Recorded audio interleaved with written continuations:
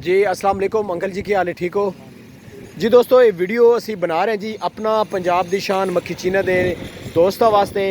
असी जनाब जा रहे सी अपना कि ना सी मज़र अतारी साहब, कारी मज़र अतारी साहब को जा रहे सी जनाब। तो इन्होंने बकरियाँ वेखियां, पट्ठा मैनू बड़ियाँ खूबसूरत लगियां जी माशाल्लाह।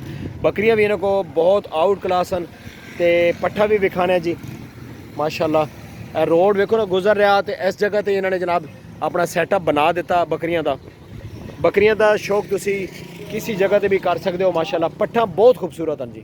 ए पट्ठ वेखो ना जी माशाल्लाह, क्या बात है इस पट्ठ की, बहुत खूबसूरत फेस ब्यूटी बहुत है। वाइट आइज़ दे विच पट्ठ है, क्या बात है। बकरी देखो अंकल जी, कितने करसे तो शौक करते पे हो?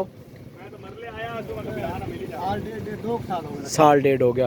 तो ये बकरियां केड़े बकरे को क्रॉस करवाते हो? अच्छा, मज़र अतारी साहब बकरा लैके आने जी माशाल्लाह।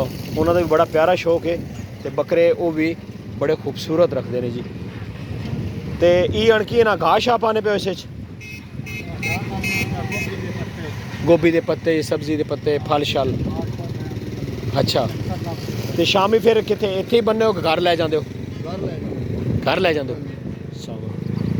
की नाम है भजन थोड़ा? अहमद साहब। अच्छा माशाल्लाह, बड़ा ज़बरदस्त शौक है जी इन्हों का, बड़ा प्यारा शौक है। और ए पट्ठ वेखो ना जी, बहुत क्वालिटी वाली पट्ठ है भाईजान। ए पट्ठ वेखो माशाल्लाह माशाल्लाह जी। तो अपना नंबर दो जी, व्हाट्सएप नंबर जी जी दसो। 0306 1193 348। ये वीडियो साड़ी लगेगी जी अपना पंजाब दी शान मक्खी चीना ते, ठीक है। तो दोस्तों ना जनाब ना कोऑपरेट करो जी, अल्लाह सुने दे वाले।